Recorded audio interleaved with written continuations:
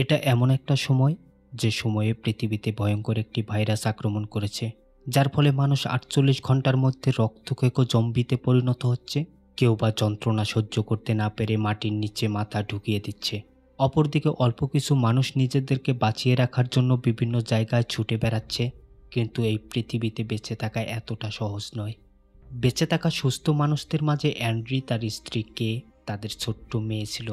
তারা একটি বোট হাউজে করে নদীপথে যাচ্ছে। কোথায় যাচ্ছে, কেন যাচ্ছে, তারা নিজেরাও জানে না।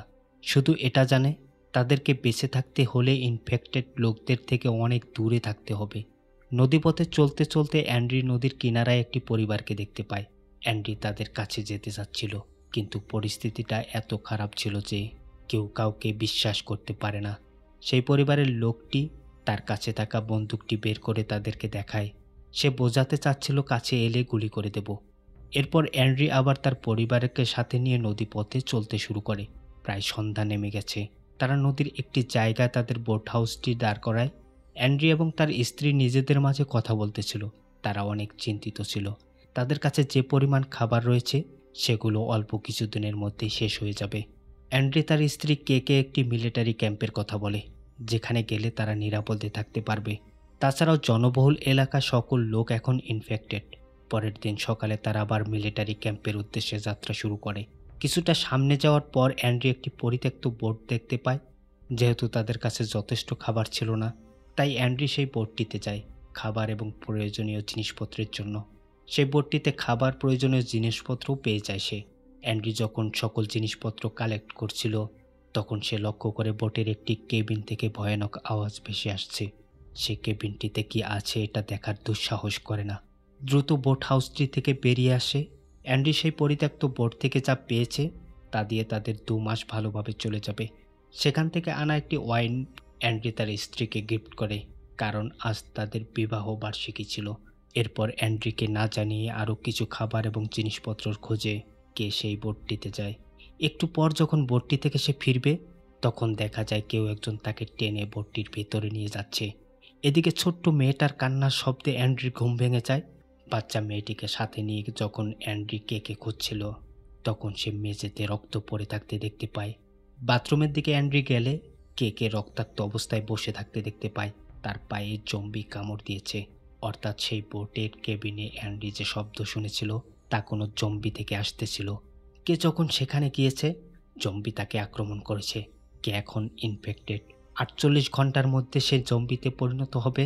কে ৪৮ ঘন্টার একটা টাইমার সেট করে নেয়। কে যেহেতু এখন ইনফেক্টেড, সে চাইতেছিল এখান থেকে কোনো একটা জায়গাতে নেমে যেতে, কেননা ৪৮ ঘন্টার পর সে পুরোপুরি জম্বিতে পরিণত হবে। তখন সে তার সন্তান এবং স্বামীর জন্য বিপজ্জনক হতে পারে। অ্যান্ড্রি তাকে সান্ত্বনা দেয়, বলে এখানে অনেক ধরনের প্রাণী রয়েছে, অন্য কোনো প্রাণীও তো তোমাকে কামড় দিতে পারে। কিন্তু কে এটা ভালোভাবেই দেখেছে, একটি জম্বি তাকে কামড় দিয়েছে।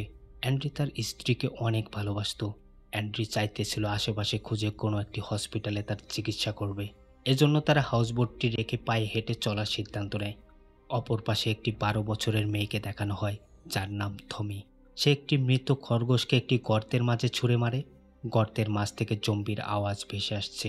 অর্থাৎ এই মেয়েটি গর্তের মাঝে কোনো জম্বিকে আটকিয়ে রেখেছে, আর গর্তের আশেপাশে থেকে তাকে পাহারা দিচ্ছে। এ গর্তের মাঝে কে আছে বা কেনই এই মেয়েটি তাকে পাহারা দিচ্ছে, এটা আমরা একটু পরেই জানব। এদিকে অ্যান্ড্রি এবং কে চলতে চলতে একটি কার স্টেশনে এসে পৌঁছায়। তারা ঠিক করে এখান থেকে গাড়ি করে পরবর্তী যাত্রা কন্টিনিউ করবে।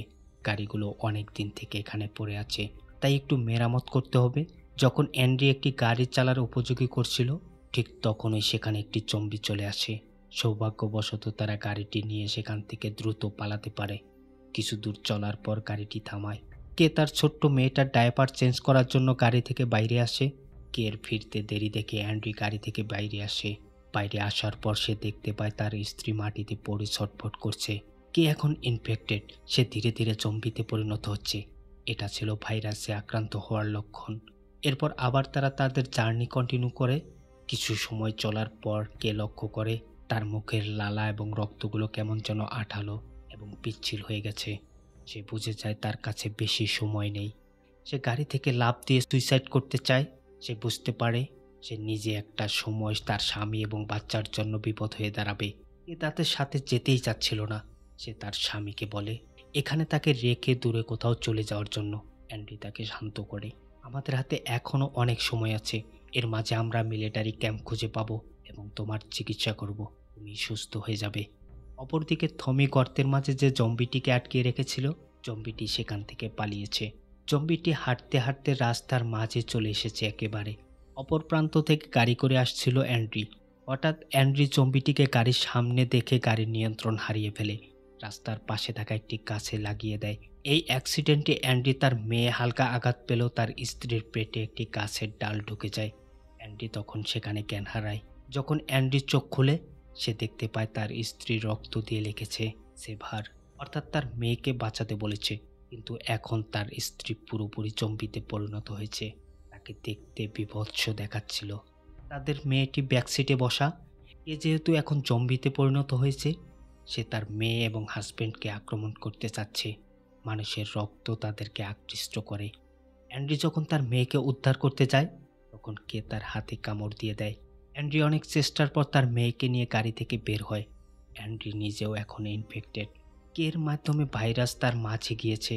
তার হাতেও এখন 48 ঘন্টা সময় আছে। এই 48 ঘন্টার মধ্যে তার মেয়েকে নিরাপদ কোনো জায়গায় সুস্থ কোনো মানুষের কাছে তুলে দিতে হবে, যে তার অবর্তমানে তার সন্তানকে লালন পালন করবে। আর এটাই ছিল তার স্ত্রীর শেষ ইচ্ছা। অ্যান্ড্রির ছোট্ট মেয়েটা অনেক কান্না করছিল। অ্যান্ড্রি তখন তার কাছ থেকে একটি সেন্ট বের করে, যেটি স্প্রে করার পর তার মেয়েটি কান্না থামায়। এরপর অ্যান্ড্রি সেই জম্বিটিকে দেখতে পায়, যার কারণে তাদের গাড়িটি অ্যাক্সিডেন্ট করেছে। সে রেগে জম্বিটিকে মারতে তেড়ে যায়। ঠিক তখনই থমি নামের সেই মেয়েটি আসে এবং রিকোয়েস্ট করে জম্বিটিকে না মারার জন্য। সে বলে আমার বাবাকে ছেড়ে দাও। এই জম্বিটি ছিল থমির বাবা। থমি তার বাবাকে একটি গর্তে আটকে রাখত, যেখানে খাবার দিত সে প্রতিদিন। আজ হঠাৎ করে সেখান থেকে সে পালিয়ে এসেছে। থমির বাবা যেন কাউকে কামড়াতে না পারে, এজন্য তার মুখ একটি লাঠির সাহায্যে বেঁধে রাখা হয়েছিল। থমি তার হাত কেটে রক্ত বের করে আর এখান থেকে চলে যেতে শুরু করে। রক্তের ঘ্রাণে তার বাবা তার পিছু পিছু চলে যায়। এদিকে অ্যান্ড্রি তার ছোট্ট মেয়েটিকে নিয়ে আবার চলতে শুরু করে। তখন প্রায় রাত হয়ে গেছে। অ্যান্ড্রি একটি স্কুলের মাঠ দিয়ে যাচ্ছিল। তখন বাইরের লাইটটি হঠাৎ জ্বলে ওঠে। অ্যান্ড্রি বুঝতে পারে ভেতরে হয়তো কেউ রয়েছে। ভেতরে যাওয়ার পর সে একজন ডক্টরকে দেখতে পায়, যার নাম হলো ইটা। এই রুমের মাঝে দেয়ালে অনেক অ্যাবরিজিনাল অস্ট্রেলিয়ানদের ছবি টাঙানো ছিল। ইটা অ্যান্ড্রিকে আজ রাত্রি এখানেই থেকে যেতে বলে। এছাড়াও ইটা তার ক্ষত স্থানে ওষুধ লাগিয়ে দিচ্ছে। বাইরে দেখা যায় অ্যাবরিজিনাল অস্ট্রেলিয়ান মানুষের একটি দল ভাইরাসে আক্রান্ত জম্বিদের মেরে পুড়িয়ে দিচ্ছে। তাদের মধ্যকার একজন মহিলা থমি থমি বলে চিৎকার করে ডাকছে। থমি হলো এই মহিলাটির মেয়ে, আর থমি তার ভাইরাসের আক্রান্ত বাবাকে এদের হাত থেকে লুকিয়ে রেখেছে। থমি তার বাবাকে হারাতে চায় না। এই লোকগুলো তার বাবাকে পেলে মেরে ফেলবে। পরের দিন সকালে অ্যান্ড্রি এখান থেকে চলে যাওয়ার পূর্বে ইটা তাকে একটি ছবি দেয়, যে ছবিতে থমির বাবা ও মা ছিল। ইটা বলে যদি তোমার মেয়েকে সুরক্ষিত কোনো জায়গাতে রাখতে চাও, তাহলে এদের খুঁজে বের করো। এরপর অ্যান্ড্রি আবার পথ চলতে শুরু করে। সে নিকটবর্তী সেই মিলিটারি ক্যাম্পটি খুঁজছিল। রাস্তাতে সে অনেক মৃতদেহ দেখতে পায়, যাদের কেউ কেউ ভাইরাসের যন্ত্রণা সহ্য করতে না পেরে মাটির নিচে মাথা দিয়ে সুইসাইড করেছে। একটু সামনে আসলে একটি গাড়ি দেখতে পায় সে। গাড়ির কাছে যেতেই তার দিকে ছুড়ে আসা একটি জম্বিকে গুলি করে কেউ একজন মেরে ফেলে। আসলে গ্যাস সিলিন্ডার কালেক্ট করতে আসা কার্টার নামের একজন লোক সিলিন্ডারের নিচে চাপা পড়ে আছে। সেই মূলত জম্বিটিকে গুলি করেছে। অ্যান্ড্রি তাকে মুক্ত করে। ততক্ষণে মানুষের গন্ধ পেয়ে আশেপাশের জম্বিগুলো তাদের দিকে তেড়ে আসছে। দ্রুত তারা গাড়ির সাহায্যে কার্টারের বাসাতে চলে আসে। এই জায়গাটা কার্টার এমনভাবে তৈরি করেছে কোনো জম্বি এখানে প্রবেশ করতে পারবে না। এখানে কার্টারের সাথে আরও একজন থাকে, যার নাম লরিন। অ্যান্ড্রি তার ছোট্ট মেয়েটিকে লরিনের কাছে কিছুক্ষণের জন্য রেখে কার্টারের সাথে বাইরে যায়। কার্টার তাকে এমন একটি জায়গায় নিয়ে আসে, যেখানে একটি খাঁচাকে ঘিরে অনেকগুলো ইনফেক্টেড লোক দাঁড়িয়ে আছে। কার্টার খাঁচার আশেপাশে দাঁড়িয়ে থাকা ইনফেক্টেড লোকদের একে একে গুলি করে মারতে শুরু করে। কার্টার অ্যান্ড্রিকেও গুলি করতে বলে। সব জম্বিগুলো মারার পর যখন তারা খাঁচার কাছে যায়, অ্যান্ড্রি দেখতে পায় খাঁচার ভেতরে সেই থমি নামের মেয়েটা, যাকে সে এর আগে দেখেছে, যার কথা সে ডক্টরের কাছেও শুনেছিল। এটা দেখার পর অ্যান্ড্রি ভীষণ অবাক হয়ে যায়। মূলত কার্টার ভালো মানুষদের খাঁচার মধ্যে আটকে রাখত, আর এই মানুষদের রক্তের গন্ধে ইনফেক্টেড লোকেরা অর্থাৎ জম্বিগুলো চারপাশে জমা হতো। কার্টার এই জম্বিদের মারার পর তাদের ব্যবহৃত জিনিসপত্রগুলো কালেক্ট করে নিত।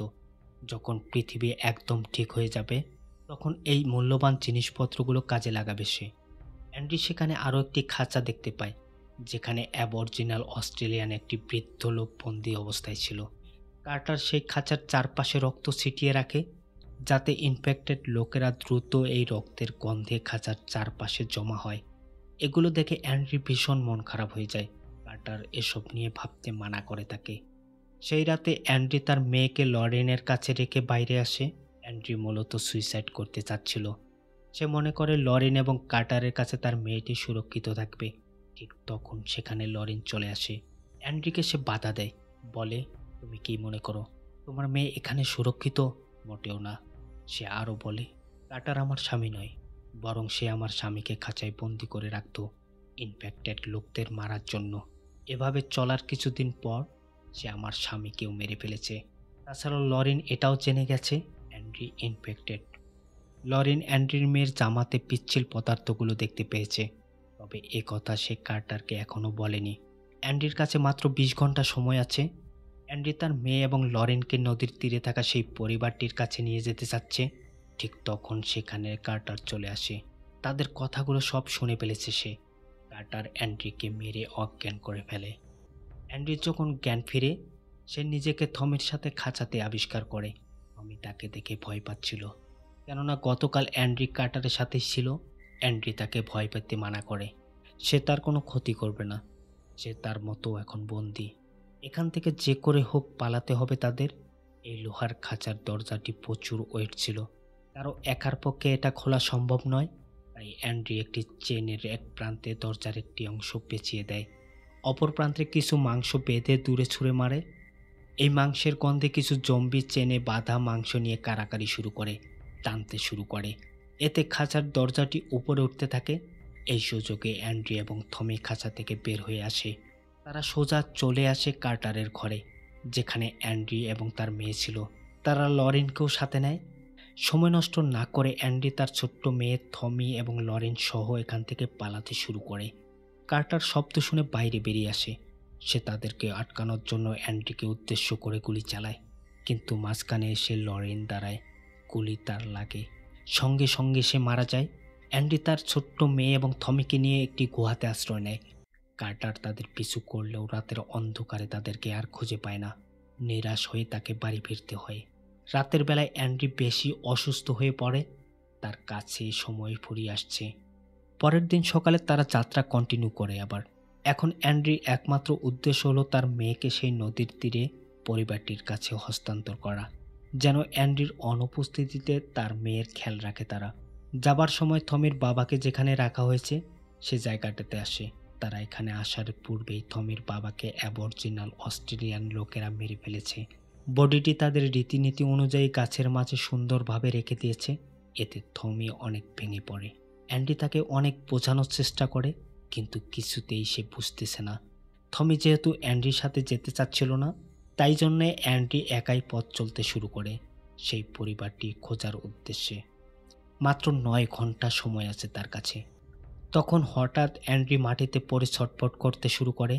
ভাইরাসে আক্রান্ত হলে লোকদের সাথে এমনই হতো, সে অজ্ঞান হয়ে যায়। একটু পর থমি বাচ্চাটির কান্নার আওয়াজ শুনে সেখানে আসে। অ্যান্ডি যখন জ্ঞান ফিরে পায়, সে দেখে তার বাচ্চাকে কোলে নিয়ে থমি দাঁড়িয়ে রয়েছে। তার এমন অবস্থা দেখে থমি তার সাথে যেতে চায়। এই জায়গাটার সকল রাস্তা থমি ভালোভাবে চিনত। থমি তাকে রাস্তা দেখে একটি বোটের সাহায্যে নদীপথে সেই পরিবারটির কাছে দ্রুত নিয়ে আসে। সেই পরিবারটির কাছে গেলে তারা দেখতে পায় সেই পরিবারের যে প্রধান ছিল সে নিজেদের জন্য কবর খুঁজছে। সেই পরিবারটির প্রধান লোকটি ভাইরাসে আক্রান্ত, সেও জম্বির কামড় খেয়েছে, সেও ধীরে ধীরে জম্বিতে পরিণত হচ্ছে। এমন অবস্থায় সে সিদ্ধান্ত নিয়েছে পরিবারের সবাই সহ সুইসাইড করবে। সেই লোকটি অ্যান্ড্রিকে তার রিভলভারটি দেখায়, বলে এখানে 6টি গুলি রয়েছে, তার পরিবারের জন্য 4টি ব্যবহার হবে, আর বাকি 2টি গুলি যেন অ্যান্ড্রি তার জন্য ব্যবহার করে। অর্থাৎ অ্যান্ড্রিকেও সে সুইসাইড করতে বলছিল। অ্যান্ড্রির স্ত্রীর শেষ ইচ্ছে ছিল তার মেয়েকে সেভ করা, তাই অ্যান্ড্রি কখনো সুইসাইড করবে না। তার মেয়েকে সে যে কোনো উপায়ে বাঁচাবে। এখান থেকে ফিরে আসার সময় সে 4টি গুলির শব্দ শুনতে পায়। লোকটি তার পরিবারের সবাইকে মেরে নিজেও সুইসাইড করে নিয়েছে। অ্যান্ড্রি লোকটির রিভলভারটি তুলে নেয়, যেখানে এখনও 2টি গুলি রয়েছে। অ্যান্ড্রি চরম হতাশায় ভুগছিল। অপরদিকে থমি অ্যান্ড্রির ব্যাগের মাঝে তাদের পরিবারের ছবিটি দেখতে পায়, যেটি ইটা তাদেরকে দিয়েছে। এই ছবিটি দেখার পর অ্যান্ড্রির প্রতি তার বিশ্বাস বেড়ে যায় অনেক। এমন হতাশাময় মুহূর্তে থমি অ্যান্ড্রির পাশে এসে বসে। থমি পাহাড়ের অপর প্রান্তে, যেখান থেকে ধোঁয়া উঠছিল, সে জায়গাটা দেখিয়ে অ্যান্ড্রিকে বলে, আমার পরিবারের লোকজন ওই জায়গাটাতে আছে। আমি আমার পরিবারের কাছে ফিরে যেতে চাই। তুমি কি আমার সাথে যাবে? অ্যান্ড্রি তার সাথে যেতে রাজি হয়। এরপর তারা 3জন পাহাড়ের অপর প্রান্তে যাওয়ার জন্য রেল লাইন ধরে হাঁটছিল। যখন তারা একটি টানেলে পৌঁছায়, সেখানে কার্টারকে দেখতে পায় তারা। কার্টার তখনও তাদেরকে দেখেনি। অ্যান্ডি তার মেয়ে এবং থমিকে একটি গাড়িতে লুকিয়ে পড়তে বলে এবং নিজে বেঁধে রাখা জম্বিগুলোর লাইনে গিয়ে দাঁড়ায়, যাদেরকে কার্টার বেঁধে রেখেছে। একটু পর কার্টার একে একে সবাইকে মেরে ফেলছিল গুলি করে। যখন সে অ্যান্ডির কাছাকাছি আসে, অ্যান্ডি রিভলভারটি বের করে কার্টারের উপর আক্রমণ করে। এক পর্যায়ে কার্টার অ্যান্ডির রিভলভারটি কেড়ে নিয়ে তাকেই গুলি করে। কার্টার থমির লুকিয়ে থাকা গাড়ির কাছেও চলে আসে। কার্টার থমিকে মেরে অজ্ঞান করে রেল লাইনের উপরেই ফেলে রাখে। অ্যান্ড্রি ছোট্ট মেয়েটিকে কোলে নিয়ে একটি জায়গার উপরে বসে পড়ে। অ্যান্ড্রি আহত অবস্থায় কার্টারের কাছে আসে। সে তার বাচ্চাকে ফেরত চায়। যেহেতু অ্যান্ড্রির কারণে লরেন মারা গেছে, তাই তার মেয়েকে কার্টার মেরে ফেলবে। এখানে সেই সত্য কথাটা রিভিল করে অ্যান্ড্রি। সে বলে, লরেন তো তোমার কখনোই ছিল না। তুমি তো তাকে জোর করে আটকে রেখেছিলে তোমার কাছে। তাছাড়াও তুমি মানুষের সাথে যে অন্যায় কাজগুলো করো, এটাও ঠিক নয়। কার্টার তার ভুলগুলো বুঝতে পারে। সে কাঁদতে কাঁদতে তার মেয়েকে ফেরত দেয়। অ্যান্ড্রির শরীরের অবস্থা এখন আরও বেশি খারাপ হয়ে গেছে। সে তার ছোট্ট মেয়ে এবং টমিকে নিয়ে অ্যাবরিজিনাল অস্ট্রেলিয়ান সেই লোকদের কাছে যাওয়ার জন্য বেরিয়ে পড়ে। অ্যান্ড্রি এখন প্রচণ্ড অসুস্থ হয়ে পড়েছে। তার কাছে অল্প কয়েক ঘন্টা সময় আছে। দীর্ঘ পথ পাড়ি দিতে হবে তার এই অল্প সময়ের মাঝে। টমিও অনেক অসুস্থ, তার মাথায় আঘাত লেগেছে। অ্যান্ড্রি নিজে অসুস্থ হওয়া সত্ত্বেও টমিকে সাহস দেয়। টমিকে সে মোটিভেট করে। ধীরে ধীরে চলতে শুরু করে তারা 3জন। রাস্তার মাঝে অনেকবারই অ্যান্ড্রি মাটিতে পড়ে যায়। সে হাঁটতে পারছিল না একেবারেই। সে বুঝতে পারে তার শেষ সময় চলে এসেছে। টমিকে সে কথা দিতে বলে তার মৃত্যুর পর যেন তার মেয়ের খেয়াল রাখে সে। টমি তাকে কথা দেয়। এরপর অ্যান্ড্রি নিচের হাতটা ভালোভাবে বাঁধে, মুখের মাঝে একটি পাথরের টুকরো ঢুকিয়ে নেয়, যাতে সে চাইলেও কাউকে কামড় দিতে না পারে। একটি লাঠির মাথাতে মাংসের টুকরো বাঁধে, যেটি সামনে ঝুলিয়ে রাখা হয়। যেহেতু জম্বিরা মাংসে আকৃষ্ট হয়, তাই সামনে রাখা মাংসের টুকরোটির গন্ধে অ্যান্ড্রি সামনে যেতে থাকে। তার পিঠে ছিল ছোট্ট মেয়ে এবং থমি। অপর প্রান্তে দেখা যায় অ্যাবরিজিনাল অস্ট্রেলিয়ান লোকেরা জম্বিদের মারতেছে এবং জম্বিদের লাশগুলো আগুনে পুড়িয়ে ফেলছে, যাতে তাদের দ্বারা আর কেউ ইনফেক্টেড না হয়। এই লোকদের মাঝে থমির মাও ছিল। এমন সময় ধোয়ার মাঝ দিয়ে ধীরে ধীরে অ্যান্ড্রি এগিয়ে আসে। তার পিঠে ছিল তার ছোট্ট মেয়ে এবং থমি। অবশেষে তারা 3জন সেই সুরক্ষিত জায়গাতে এসে পৌঁছায়। অ্যান্ড্রি এখন পুরোপুরি জম্বিতে পরিণত হয়ে গেছে। পরিশেষে সেই লোকগুলো অ্যান্ড্রিকে মেরে ফেলে এবং সকল রীতিনীতি অনুযায়ী তার শেষকৃত্য অনুষ্ঠিত করে। অ্যান্ড্রির ছোট্ট মেয়েটি এখন সুরক্ষিত। সেই লোকগুলো মেয়েটিকে তাদের আস্তানায় নিয়ে আসে।